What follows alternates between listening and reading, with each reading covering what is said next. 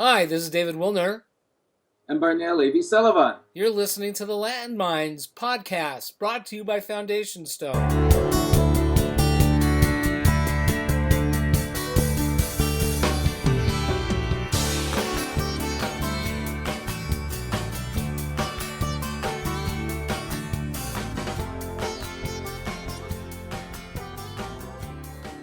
Barnell, we have a very interesting guest today. Give us a little background. Well, it's Nisan Tafshanayin Zayin. It's April 2017. And we are still drinking wine on Pesach. And we're still focused on wine and its special attributes. In a sense, Pesach starts off the year, we kick off the year with Kadesh over a cup of wine. And so we thought that it would be appropriate to talk about wine. Now, Dr. Shivi Drori has been doing research that is making the press every so often. And they found ancient remains of grape pips. They are making wine once again from those remains. I'm going to interrupt you and say making the press is not the wine press. You're talking about the media. You've got to be kidding. Yes, that's right. So you and I heard him speak at a Shiloh conference. His head is into these things. I think it was the first Shiloh conference. They're up to the 5th or the 6th. Yes. And one of the places which I think is only from the Byzantine times is in Shiloh, where they recovered it from the bottom. This whole sensitivity to the laboratory's activity within the archaeological world is something you and I have been talking about since our first year of LandMinds production, and since I'm in Tel Aviv University, which is a world leader in some of these aspects, the sensitivity has gone up. And the Temple Mount Sifting Project, which is in the news this week because they must take a new path, also is the results which are coming from the use of the lab and the use of the science as opposed to just sifting, just looking with one's eyes, with an occasional carbon-14 piece being sent, is very different. I went on a tour with a very learned group, and we went to see a laboratory of the Weizmann Institute sitting at the edge of the field in Gat. And I don't think it was Gabi Barkai, but it was somebody else in their 80s who said, I had a dig, and in 1981 or 1974, I sent the results off to a certain very well-known place in England, and I still haven't gotten results. And here, they were getting the results in real time as part of the dig. And that has only increased. The Megiddo of Tel Aviv and many other places now, the lab is an active part, and the lab work is an active part. So he's part of that. In addition to that, he is the founder and owner or co-owner, but definitely involved from the beginning, of the Gvaot winery, which has very high quality wines. And I am always invited, I'm on a list, to come to when new wines are released. But it's on Fridays. And on Fridays, for the past 25 years, I've been busy on Fridays, so I've missed them. But he understands the making of fine wine personally. It's just, I have a classmate, Roni Huria. She knows how to make jewelry. So when she's in an archaeological class, she sometimes explains to the professor, this is how it's done to understand the ancient processes. So he's perfectly situated to explain wine from the inside and out. We thought that the person best suited to answer this question is somebody who makes wine, who watches the whole process. And we thought that maybe even on a higher level is somebody who understands the process from the point of view of history and archaeology.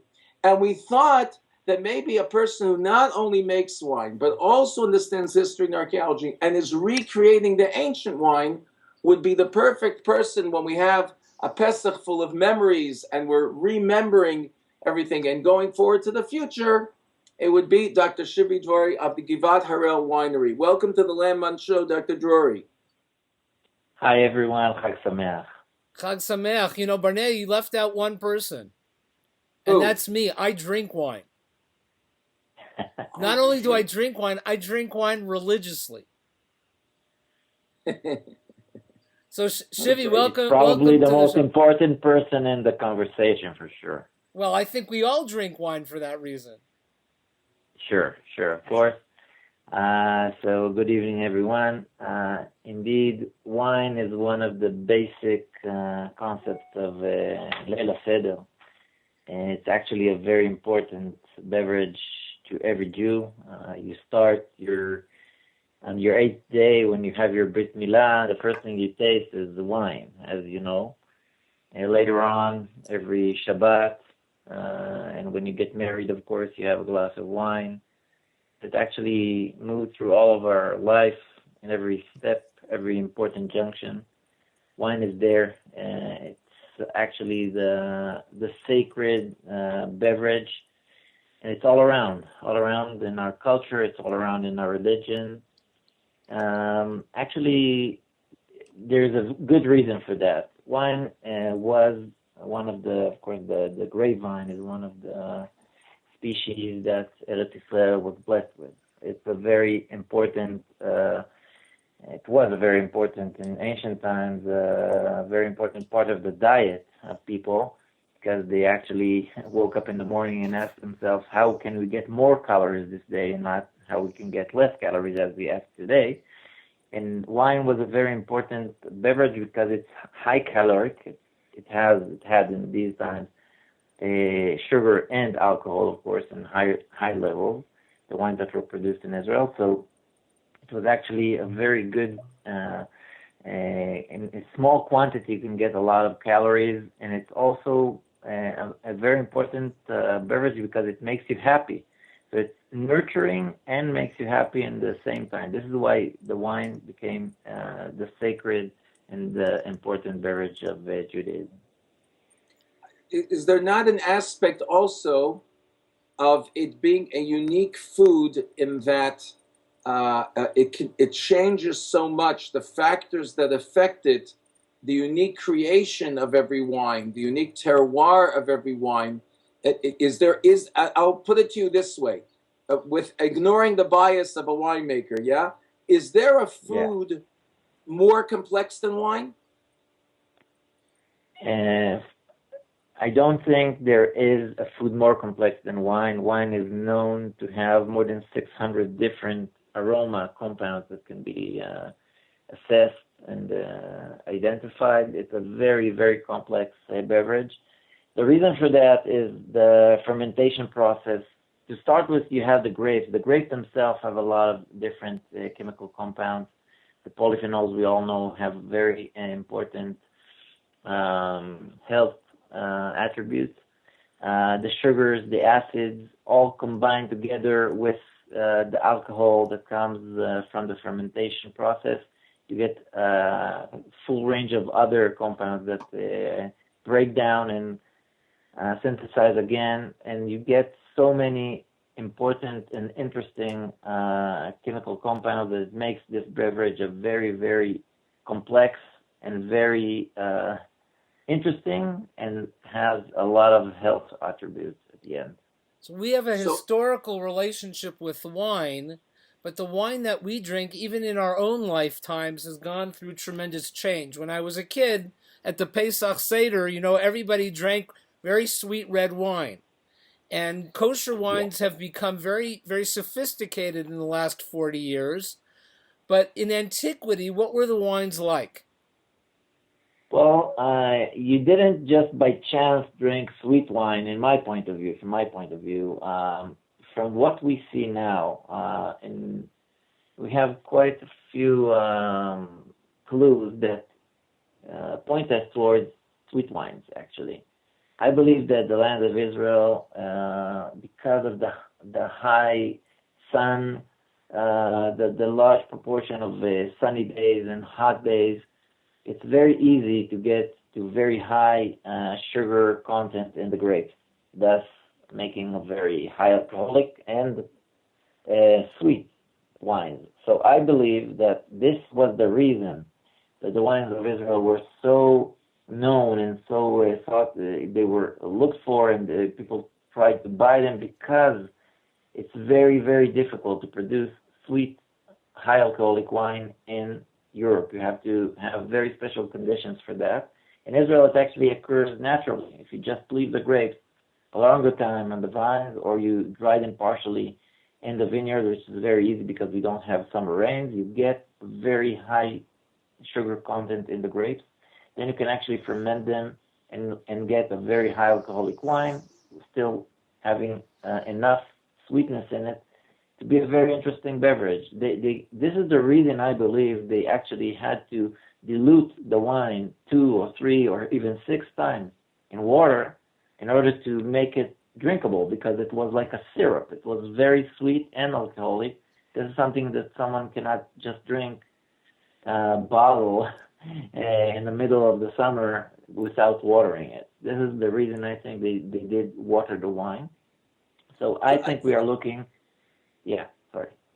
No, I'm so happy you raised that, because I've been constantly confused. I studied the Talmud, and it talks about how you have to water down the wine and for the Seder, and otherwise it's not drinkable. And here we are back in the same country, and we're also making wine, and it's not coming out that way. So do you see it as a difference in the grape? Do you see it as a difference in the process? Why did they have the wine as the fixed syrup and we do not?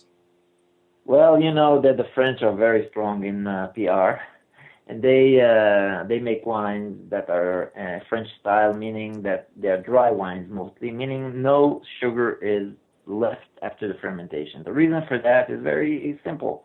In France or in Italy and other countries, when you actually pick the grapes, you have around 23-24% sugar in the grapes when they have a successful season, okay?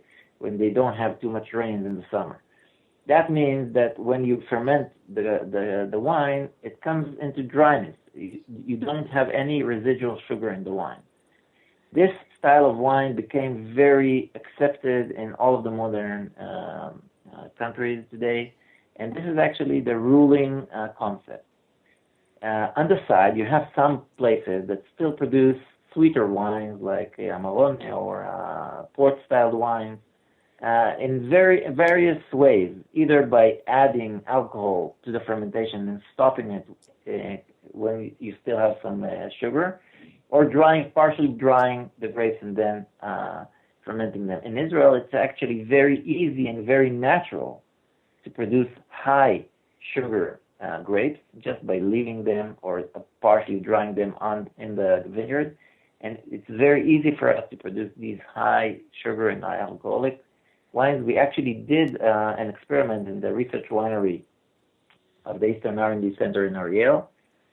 We call it sun wine. What we actually did, we picked grapes when they were around 26-27% sugar, which is very common in Israel.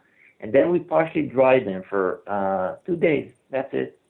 And then we fermented it. We got wine of around 16-17% alcohol and around 80%, not 80%, 80 grams of residual sugar, which means a sweet wine. Very tasty, wow. Very, very nice drinking wine. Of course, you cannot drink a whole bottle of that. You have to water it down if you want to do something that will be easier to drink. This is the reason, I think, for what you see in the Talmud for the watering of wines, and this is why we think that this was the main style of wine production in ancient Israel. At least I do. So let me just suggest, and maybe you've done the research, and that is, in Europe, it's very common for wine to be used as an adjunct to a meal.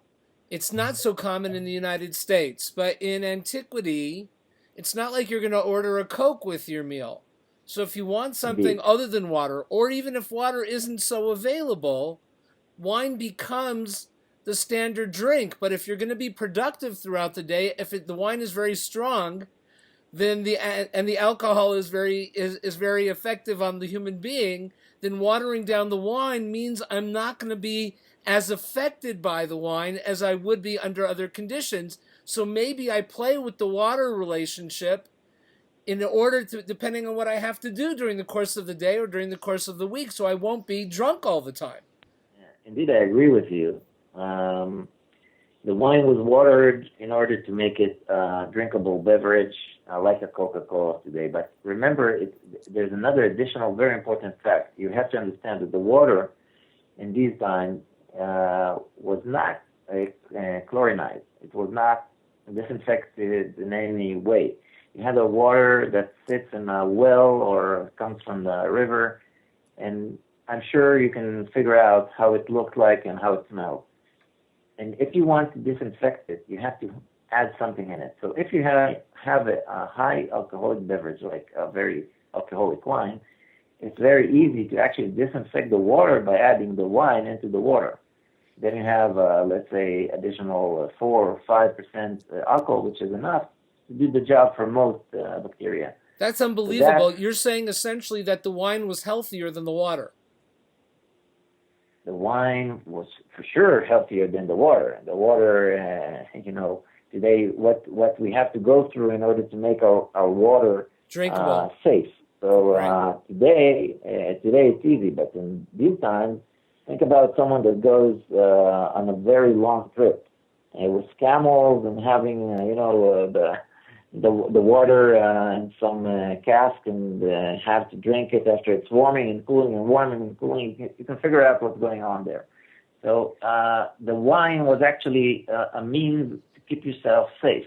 Later on, of course, you have another option to boil the water and add the coffee or tea or whatever. So that's the second option. But just drinking straight water after it sits for a long time is not a very good idea. So we think that maybe that was one of the reasons for diluting the wine into water. Now, when I have a dry wine bottle and I open it, it won't be as good after a while. If I have a barrel of the syrup and I'm opening and closing it, will it last better also? Is that a factor? Of course. Sugar in high content is a preservative. Also, the alcohol level, as it rises higher, it makes everything easier. A wine will get infected with some kinds of resistant bacteria after time if it's a dry, regular wine. But if it's a very sweet and very high alcoholic wine, like liquors, the liquors you drink at home, are mostly safe for a long time. Even if you don't do anything, you just can open and close cork and recork them.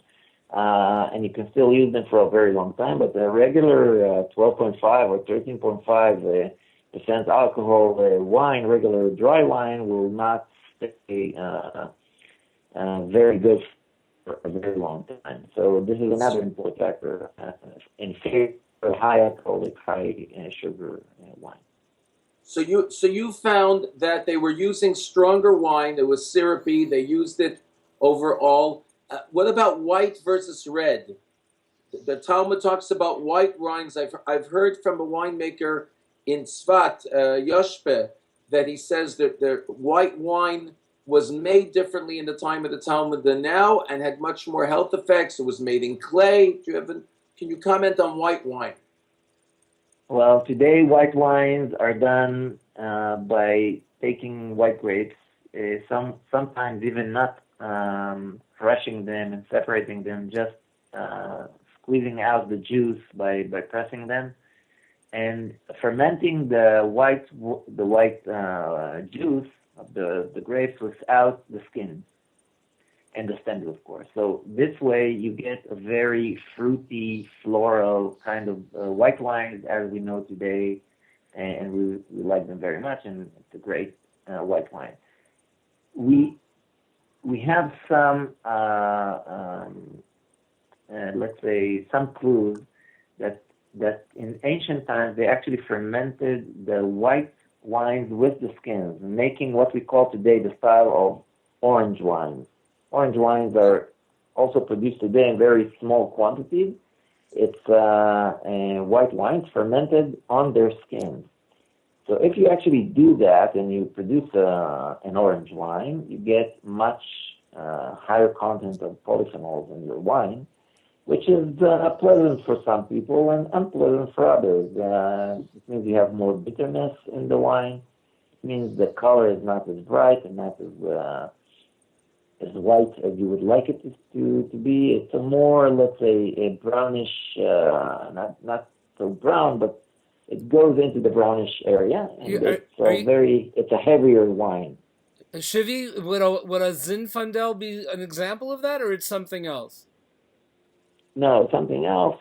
Probably, let's say you can take a Chardonnay, or you can take the Buki, one of the local varieties, and you can ferment it by just crushing the grapes and fermenting the whole mixture of grapes broken down. So you have the skins, you have the juice, you have the pips, you have some of the stems, and then you get a very, let's say, heavier wine, a more stringent wine, a bit bitter, but it's in a way healthier.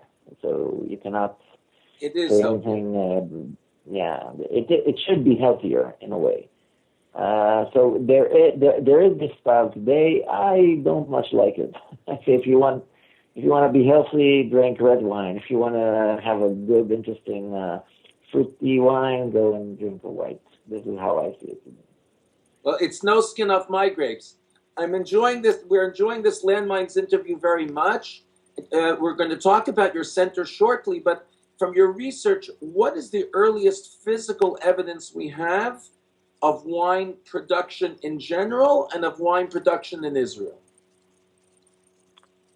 Well, I'm not dealing with finding out the most ancient wine production in Israel today or in history.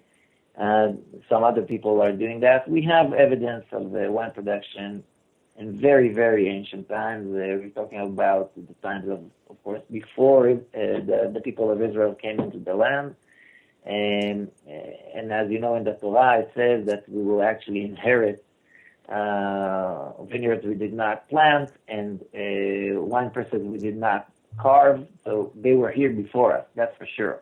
We're talking about at least 4,000 years. Sorry? It's at least in what we call in Israel the Bronze Age.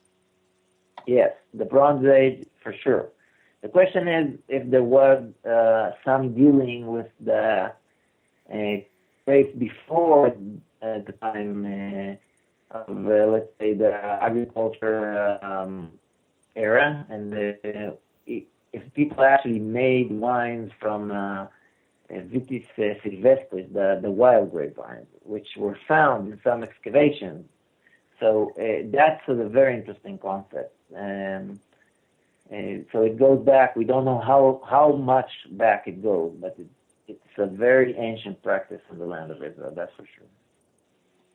Uh-huh.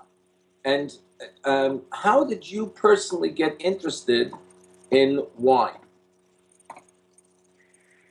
Well, I was going more into the vineyards to start with. I was studying for my master's degree in the Faculty of Agriculture, and I bumped into one of the courses in grapevine, and it made me very interested.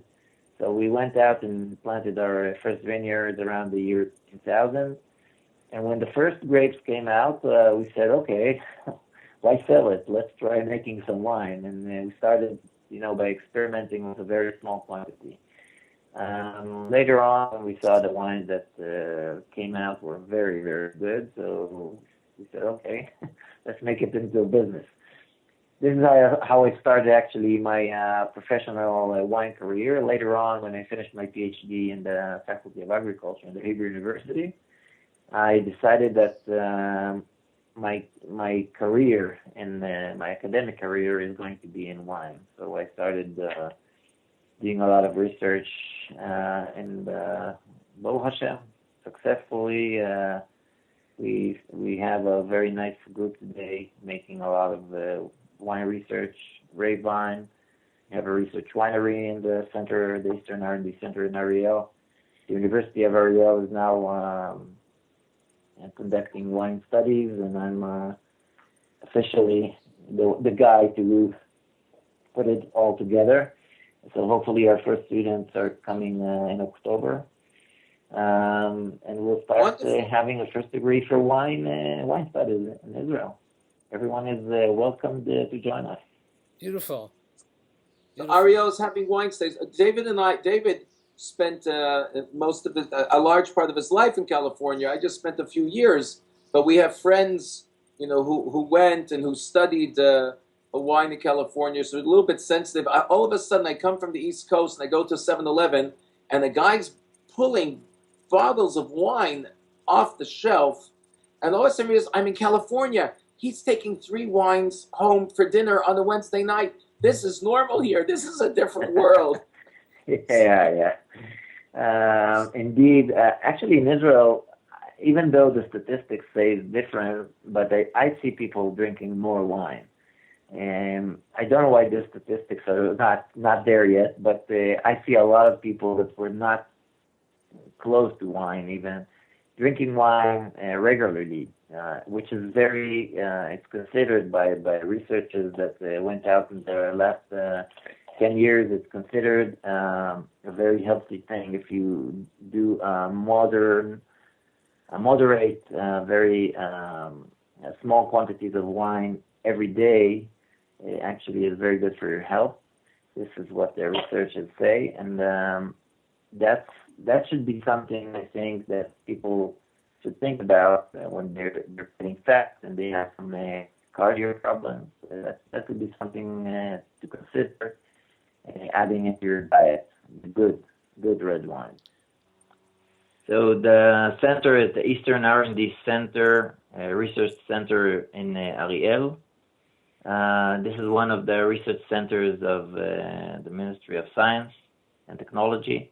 And if I have to give you examples of research we do in order to improve wine quality, so we are now conducting, let's say, we are developing actually a wine robot that can actually go into the wine vats and control the fermentation process in a very accurate way.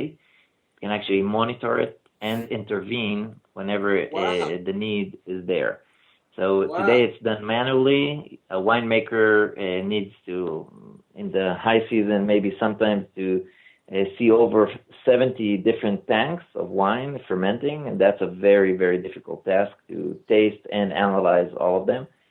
Our robot can actually go into the vats, sample the wine, see what's going on in the fermentation process, see the color accumulation, the polyphenol accumulation, what's going on with the sugar, the temperature, and so on.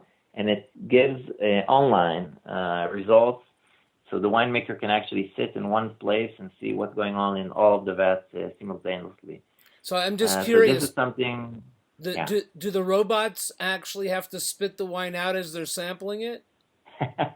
Actually, they do. Yeah, they actually drink wine and then they spit it back into the tank. Of course, without harming it at all. It actually tastes in a way the wine. The sensors in the robot can see what's going on in the wine, can see the sugar accumulation, the sugar actually break down into alcohol, and the color accumulation, the polyphenol extraction into the wine.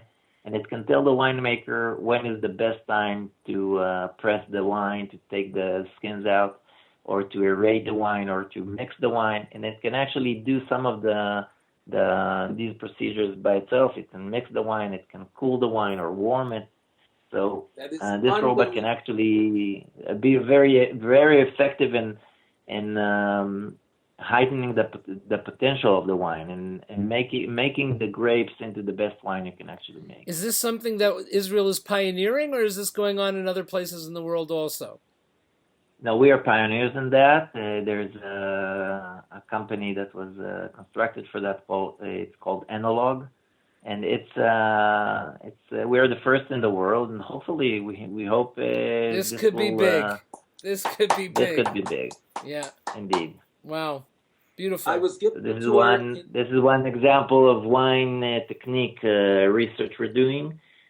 Talking about our ancient wines research, we actually, with the very generous support of the JNF, Kakal, we are conducting in the last 5 years very wide survey of Israel, finding ancient grapevines that are growing all around. And we had sampled more than 600 different grape varieties from all of Israel, from the Lebanese border to the Egyptian border. And we have today, after genetic analysis, which means that we took a sample of each of every 600 samples, and we genetically analyzed them, and we know today that we have in our hand 75 unique varieties that are domesticated grapevines that are only found in Israel, not in any other part of the world. Endemic varieties. Endemic varieties. And in addition, we have more than 150 varieties that are wild grapevines, which we didn't know existed in such amounts. And it could be found from mostly in the north of Israel, from the Lebanese border, and in more or less into the middle of the Kinneret Lake, not in the water, of course, on the shores. So it's very interesting. We have such a big ancient population of wild grapevines, which might have been the source of domestication for our local domesticated grapevines. So it brings us back to the question of when it all started. When you talk about the number of different microclimates that exist in the country, it's really astonishing, because it means that the grapevine has to be so highly adaptable that it's going to change very quickly from each microclimate to microclimate. Indeed, Israel is a very dry country. It's a semi-arid country. Some of it is arid, actually. So, and you can find grapevines growing from the very, very wet north, where you can find them on the creeks and on the Yarden River, or you can find grapevines surviving in the dry desert of the Negev, where you have around 20 millimeters of rain a year, and you can still see them living. So that's amazing. You have a very wide variety of different varietals, and that's an amazing collection, because we can actually look into these different grapevines and see some of them that are very resistant to drought stress. Others might be very resistant to salt because they grow on the shore near the sea, and others can have maybe resistant to some diseases. So we are now looking into that and trying to understand which of the varieties that we collect from different places and what are their special attributes. And I think that could be a very long task, but it will be very fruitful if we can actually find genes in our collections that give the plant ability to be and live and grow in good conditions, even if it's a very, very dry climate. That would be a very important. But that also means that in times of a drought, that they're going to survive. Because they're so adaptable, right? That as climate conditions change, right, it could be that the plant itself is equipped with the ability to change based on the conditions. Indeed, but as you know, that this process can take a long time.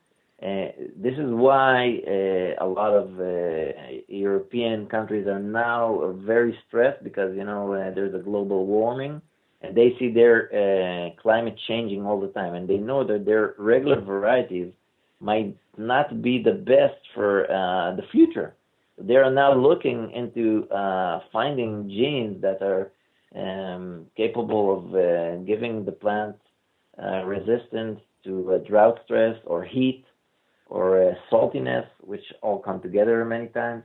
And we have in our hands maybe whatever is needed, because our varieties already made it through the process of evolution in the land of Israel, which is very, very arid and very salty, and they're still living, so they are probably a very good candidate to find these genes.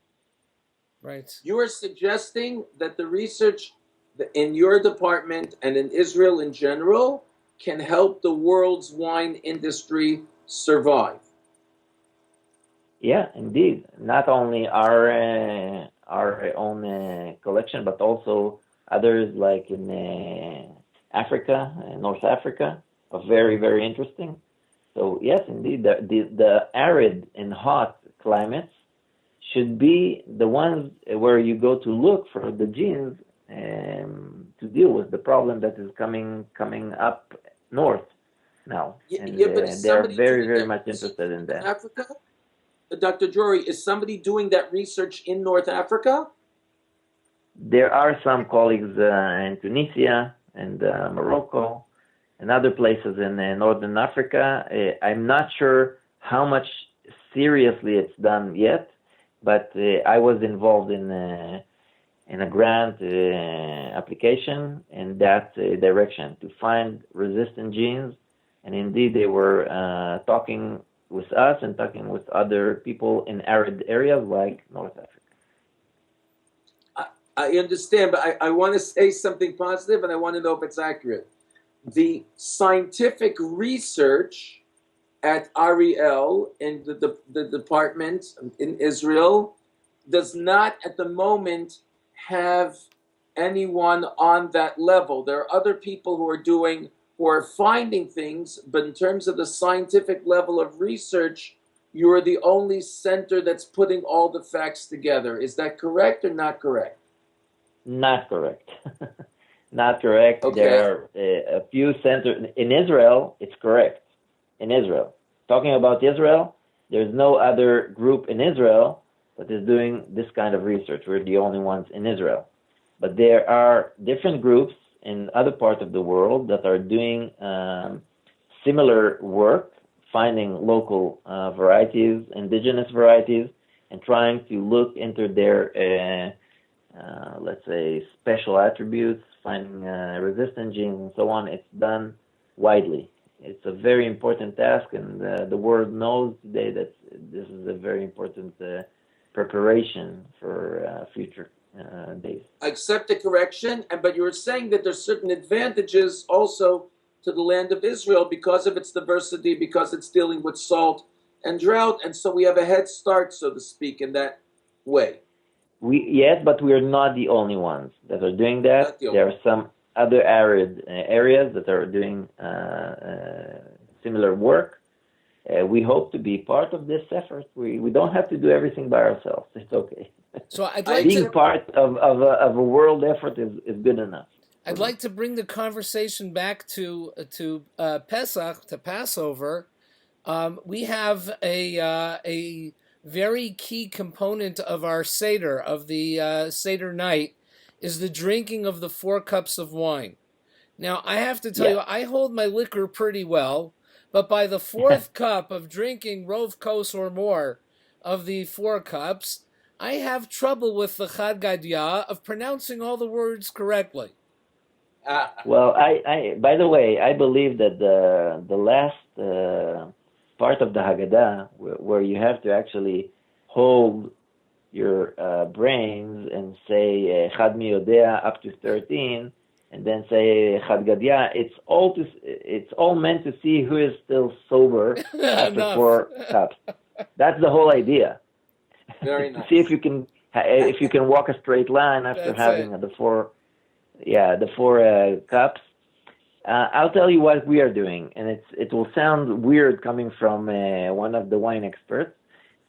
We actually either water the wine, which is not bad, or add grape juice into the wine. Not the first glass, of course, but later on in the Seder, when people say you have to drink Rov Kos, most of your glass in order to do the mitzvah and so on. It's not a bad practice to either water your wine or put some grape juice into it. You will see a very interesting combination that can come out and make a nice, interesting drink. Then you can drink wine, but not get drunk, which is, in my point of view, not a very good practice. For sure not for people that are not used to it. So some people drink only grape juice. Correct. I think that's not the idea. The idea is to have some alcohol, to have the simcha, to be free. That's the idea of the seder. So but you don't have to actually have 4 full glasses of wine. I have 2 sons-in-law. One of my sons-in-law doesn't drink wine. He only drinks grape juice. And the other one is making wine. You might know him, Shmuel Capel. So between the 2 of them, I have to strike a middle balance. So I have to know how to pace my drinking. Yeah, you have to find the middle way, like the Rambam says. That's exactly right. Now you're not drinking 4 glasses of high alcoholic wine, which is too much for anyone. Your but father drinking mixtures, it's a good idea. Am I correct? Your father is Rabbi Tzefania Drori? Indeed. So when my son-in-law was studying winemaking, he went to, I believe, your father, because on his way to France, before he left for France, and your father said, if you're spitting out the wine, you can even taste the non-kosher wines because you're learning about winemaking. Well, that's a common practice for specialists and professionals. You can do it only if you're a professional, of course. But I'm not a rabbi. My father is a rabbi. Right. I'm only a doctor. Right. Yes, indeed. My father, by the way, is a winemaker. Oh, really? Years. Yes, he makes sweet Kiddush wines for as long as I remember myself. So when I was a student, every year. When I was a student, when I was 15 years old at Ner Israel in Toronto, so I spent Shabbat with my grandmother, the Rebbitzin, and are you there, Dr. Drori? Yeah. Yeah, so she made her own wine in the bathtub. And she asked me to make Kiddush Friday night. That could... I didn't know what to expect, so I know enough to drink Rov Kos, to drink most of the becher of the Kiddush cup, and I can't remember anything after that. Dr. Drori, I want to ask you: can people visit the center in Ariel at any time? Of course, you have to make an appointment, but we try to get as many guests as we can to give the knowledge to as many people as we can. Of course. What number should people call to make an appointment? Oh, that's a good question. Usually, the number should be the number of the research winery manager. His name is Nir Chen, and his phone number is 054 600 2921. So he should be the guy to make the appointment. Usually he's there. And if a larger group comes in, usually I host them and give them the talk and the tour. 054 600 2921 in Israel. And yes. Tell us, please, about your Givat Harel winery opposite Shiloh. So the winery, the Gvot winery in Givat Harel is a boutique winery. It was established in 2005, starting with a very small production of around 4,000 bottles a year. We're now producing around 50,000 bottles a year. We are in a very good position, I think, and better wineries, better boutique wineries in Israel. We're producing in 3 labels. One is called Gvaot, the second reserve label is called Gofna, and the third premium wine is called Metzada. We produce mostly Bordeaux-style wines. We have one port wine, and we are producing, I think, one of the best Pinot Noirs in Israel, which is a very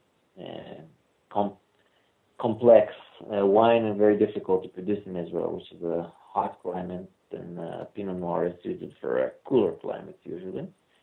Our terroir is defined by cool summer nights, which is very important for maintaining the acid in the grapes. But warmer days, high altitude, that gives us these very unique conditions. The soil is very poor, which means the grapevines are suffering, which is bad for them but good for the wine. And in general, we can say that there is a very unique and distinct terroir in the region of the Central Mountain and in Shiloh region specifically.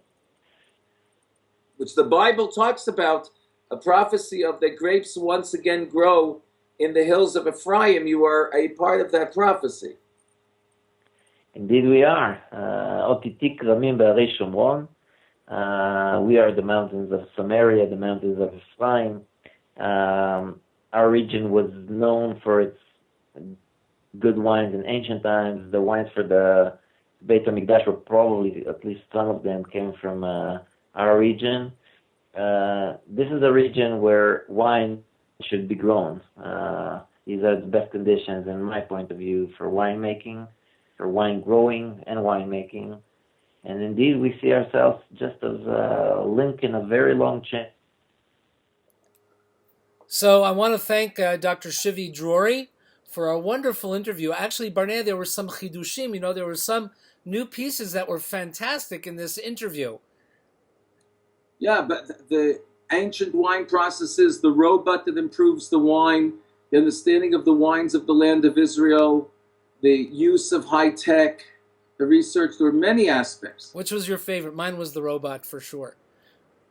The robot is unbelievable because it means that I've saved losses. I don't have to wonder. It can change the industry, but I'm very fascinated by what he said about the sweet wines versus the contemporary dry wines. Yeah. Right. And in the interim, I've had a little conversation with Rabbi Matus Weinberg, who raised, weren't the Romans also doing mizug? Weren't they watering things down? Don't we get it from them? And those are the drier wines. I'd still like to clarify some more, but that was very insightful. And you could see Dr. Drori's care and love for the product, what it expresses, the different aspects of what it does for a person, the recommendations, how it was useful in the past. He's doing Tchias HaMesim. He's reviving the dead. Some people question whether this kind of a topic is really a Torah topic and consider it to be Batal Torah. Very nice. Very nice. That was a corker. But Chazal say that that those who merit in the future are going to have wine mishumer uba misheshet yemei breishis within the grape. In other words, the ultimate port. Right. The ultimate port. So just to wrap things up, I just want to remind the listeners that we drink 4 cups of wine at the Passover Seder. Each one symbolizes the different aspects of the redemption. And so people should have in mind as they're drinking their wine that they can elevate their Passover experience, right, by utilizing this very physical kind of a product to bring a deep level of awareness, a deep level of spirituality to what they're doing. Right, on the most meaningful, complex substance that the earth produces, and you can literally taste the earth in it. Beautiful. So this is David Wilner. And Barnea Levi Sullivan with a joke. They should make a movie of the Exodus called The Shank Redemption. Good. I like that. So have a wonderful Passover, and we'll see you on our next podcast in May. Chag Kosher V'Sameach. Chag Sameach.